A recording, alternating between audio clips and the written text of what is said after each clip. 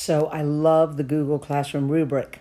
I knew it existed, but I hadn't used it because, tend to use what we used before, which is not something I'm particularly proud of, but we have to have like summatives and the team says, let's use this. And I'm like, okay, worked last year. So now we're on online learning. We don't have that kind of same connection as a team to decide everything we're going to do. That's not quite true. I mean, we do. We have Google Meets and we decide and we determine, but some of those fine-tuned details just don't come into play. So I used my first Google Classroom rubric and it rocked. Then I thought about this. So yesterday I spent the day doing one-on-one conferences on Google Meet with students who had questions. Right? They could schedule it. We would spend 10 or 15 minutes. Sometimes it was to help guide them the correct path. Sometimes it was to do some teaching. And more often than not, it was some kids who wanted to know that they had done a good job. So with those latter group, we went through and graded as we went.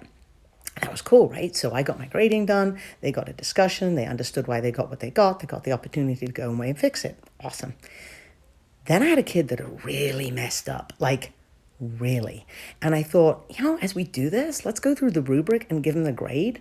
But like I'll treat it like a formative, like it's not really a grade, it's just a marker of where you're at today. And so that's what we did. And so he would get like a 3 out of 4 on this part. This was great. But then like a 1 or a 0 on this part.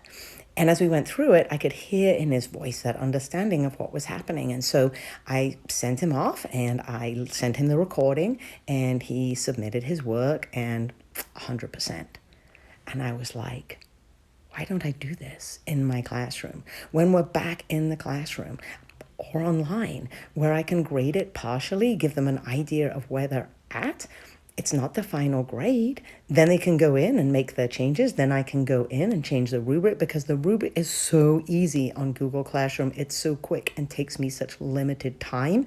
And yet I can give such fabulous, individualized feedback. Yeah.